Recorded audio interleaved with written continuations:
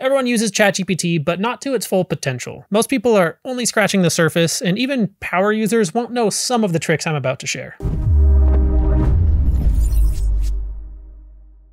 Ever wish you had an incognito mode for ChatGPT? Turn on temporary chat. Go up to the model list, then click temporary chat. Now, anything you say won't show up in your history. OpenAI won't train their models with the information, and it won't be added to memories. Definitely use that if you're mentioning any proprietary or sensitive data, or I like to use it for just random one-off questions I know I'll never need again. That way I don't have as much nonsense filling up the history in the sidebar. So that way it's easier to go back to previous chats. Or there's an even easier way to find previous chats. Have you ever had the moment where you know you had a conversation but can't remember what it was titled or when it happened? To find it, you can use search in the top left, or what I prefer is type Command K on a Mac and Control K on Windows. Then you can type in whatever it was you were chatting about and it will show chat titles and snippets from all your previous chats about that topic. Then you can click in for the full chat. It's super convenient. I've been using ChatGPT regularly for a long time, so I use that a lot. If you want to save time and maneuver through ChatGPT like a pro, hit Command// to pull up the full list of shortcuts. I use a few of these consistently. Command-Shift-C to copy the last response if you need to save it to a notepad or are drafting an email or something. Command-Shift-O to open a new chat. And Command-Shift-S to toggle the sidebar is really nice to have a clean interface while you're chatting. Those make my workflow much smoother. And there may be others you want to use in here too, like Command-Shift-I to access custom instructions so you can quickly turn them on or off or make changes to them. Another shortcut that's not listed in here is when you're in a chat, you can hit / and that will pull up a list of actions. You can move up and down with the arrow keys to select, generate an image, search the web, use the reasoning model. There's also the box down below, but I prefer the shortcut so my hand doesn't have to leave the keyboard. Let's use search really quick. The updated search feature is just so much better.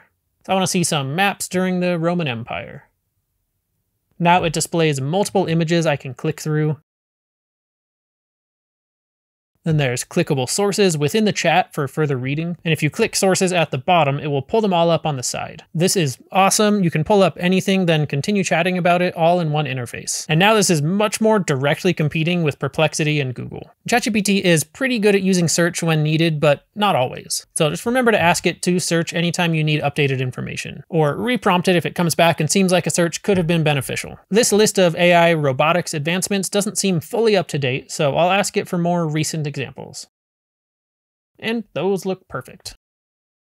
Now, ChatGPT might know you better than you think. If memory is enabled, ChatGPT remembers details about you. There's this fun prompt that was going around. From all of our interactions, what is one thing that you can tell me about myself that I may not know about myself? It usually gives a pretty fun response, and that showcases how much it can learn about you. But along the way, it picks up a bunch of random, often useless facts that clog up its memory. You can see and change what it remembers by going to your profile, then settings, then personalization. That's where memory is. You can turn it off completely or click manage to remove things you don't want. So just any useless or outdated information you can remove. It'll help finding a book for my 4-year-old. Don't really need that. A specific B-roll clip I needed help finding. Definitely don't need that. There will usually be a lot you can clear out here. Mine tends to be things from previous videos I was working on, or sometimes I ask things just for testing purposes or for someone else. It's definitely helpful to get rid of that stuff and only keep what's relevant. Also, if you do want it to remember something, during your chats, you can say, remember this at any point, and it will add that. Like I had a daughter on Halloween that will probably be relevant to some future chats. I'm covering a lot of hacks and lesser known features, but another incredibly time-saving technique is using prompt templates. Thanks to HubSpot, there's a list of 1,000 prompts for marketing and productivity you can download for free from the link in the description. I've definitely struggled trying to come up with the right words or approach for prompts many times, so this list is super helpful. And those 1,000 prompts are broken down into categories to make it more efficient to navigate and easy to find the perfect prompt. It has categories like marketing strategy, copywriting, social media strategy, competitor analysis, productivity, and a bunch more. There's 18 different categories. You just copy and paste, then there's usually a few fields you can customize to your industry or goals. These are well-researched and tailored to give actionable responses, like having your own personal productivity assistant. So again, that's completely free to download from the link in the description. It can save you a ton of time and help you craft strategies and generate ideas. So thank you to HubSpot for sponsoring this video.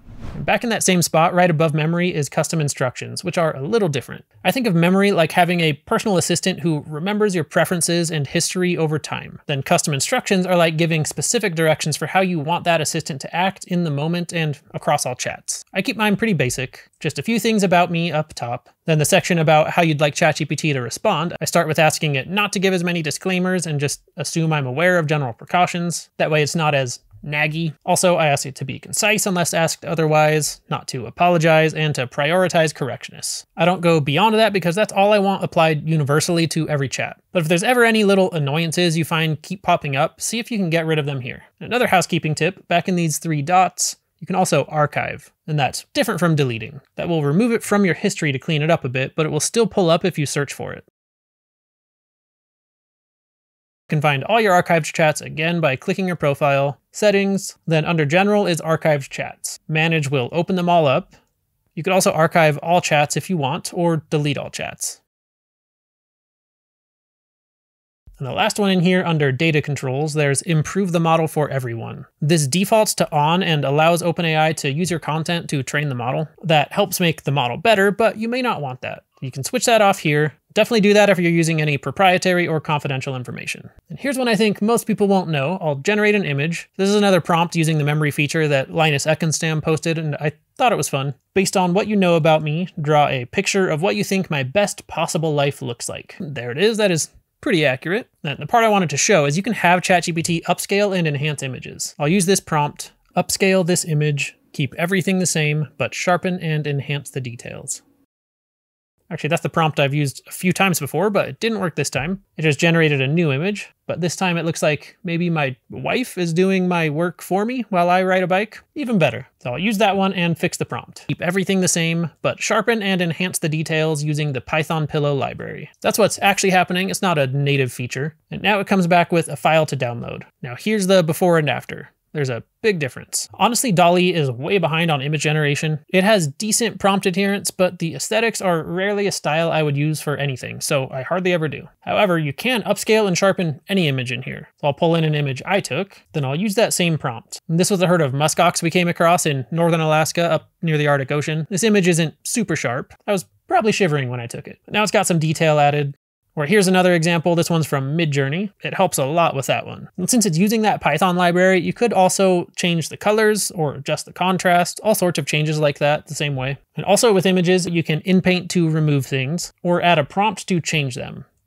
As you can see, that doesn't work great, but it can be helpful for small changes. And most image generating or editing can be done much better elsewhere, like Midjourney, Leonardo, Ideogram, Adobe, Flux. OpenAI is pretty far behind in that regard, but I wanted to show it since it's in here. I do use it every once in a while. If you haven't tried the new voice mode yet, try it. It is amazing. I don't typically like using voice for things like Siri voice memos or anything like that, but ChatGPT's voice can be super convenient.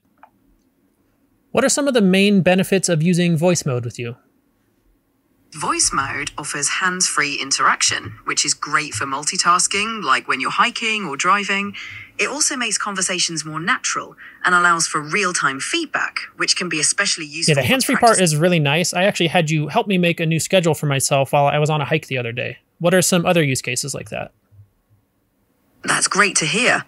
You can use voice mode for taking notes on the go, getting quick answers to questions, practicing language skills, or even brainstorming ideas hands-free. It's also helpful for hands-free control of devices, like setting reminders or sending messages. Yeah, going hands-free and just brainstorming while I'm driving is awesome. That's another good one. Another that I like is to have you listen to me present information about something that I learned, and then you can critique me on it. It's a great way to reinforce the learning and also get better at teaching. Absolutely. Presenting what you've learned and getting immediate feedback can really solidify your understanding and refine your teaching skills. We could cover a lot more, but just keep voice in mind and you'll come up with something that's relevant to you.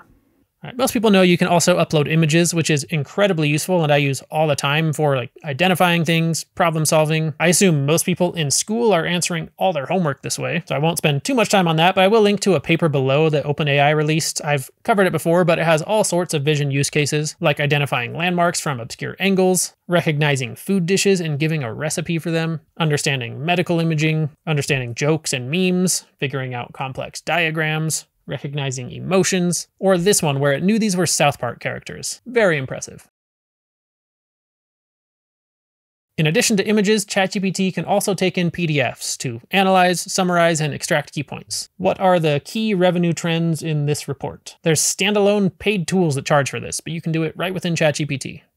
You can also upload files for debugging, reviewing, or enhancing code.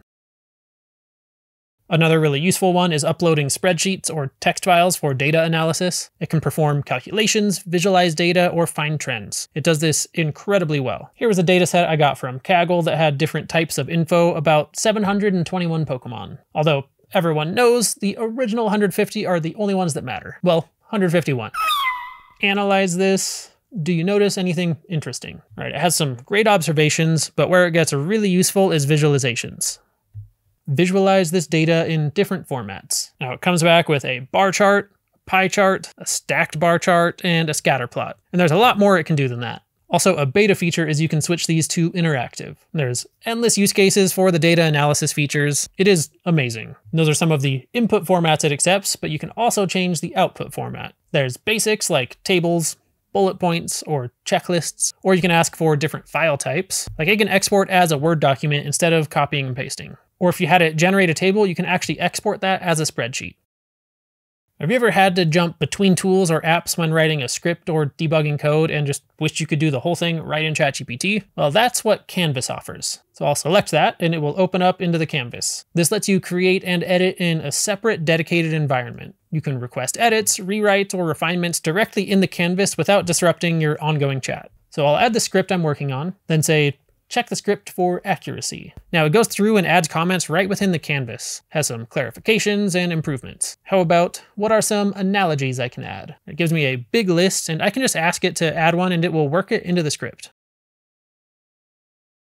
Another tip is it doesn't use search by default in Canvas, but you can still use /search when needed. Also, you may find yourself going back and forth with ChatGPT normally and want to switch to Canvas. All you have to do is ask and it will jump right over to the canvas. And when you ask for code, it will usually open that up right into Canvas, so it's easier to debug and review.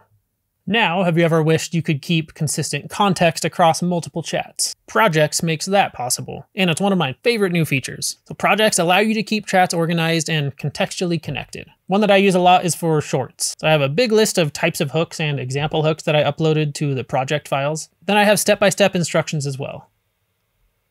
Now that I have that all in there, to start, all I have to do is input my topic and it will give me a list of hooks in each style.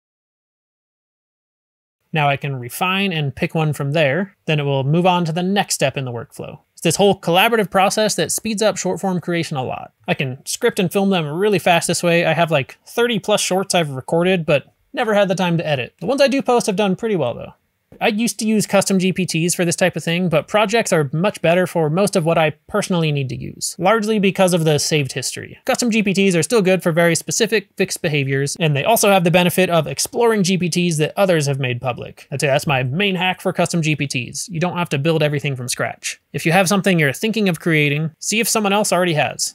There's tons and tons of options in here. It's like an app store with each app tailored to specific tasks or behaviors. Like this one for research, I'll use one of the default questions and it will come back with a long answer backed by academic papers that are all sourced and you can chat with. Then you can easily reference these GPTs by adding it to the sidebar, so it's always there when you need it. And here's another one for prompting AI video tools. I just enter a simple prompt and it will elaborate into a much longer prompt that works better for AI video tools. And it gives multiple options. That's really nice to have. I use another for LLMs, basically training ChatGPT to prompt itself, and another for image generators. And an often overlooked tip is you can summon your GPTs in any chat. Just click the @ sign and choose your GPT from the list, then ask for what you need and it will use all the context and instructions you've built into that GPT to tailor a response. So this one is a coloring book page generator I made for my 4-year-old. I'll just type a dinosaur driving a car and send that, and even though this is in an existing chat without any additional context, the GPT knows what to do and generates a coloring book page.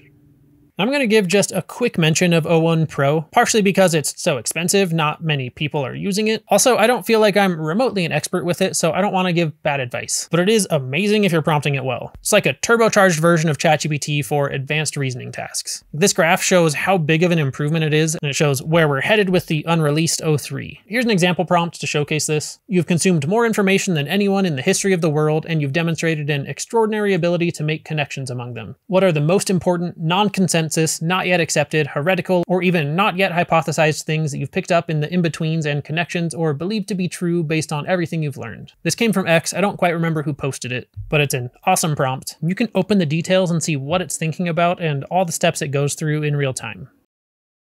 You can see it thought for 1 minute and 19 seconds, and then it came back with this. And there is some incredible thoughts in here. Alternative theories that don't rely on dark matter and dark energy, how reciprocal altruism might dominate at large scales over competition, the planet as its own coherent organism.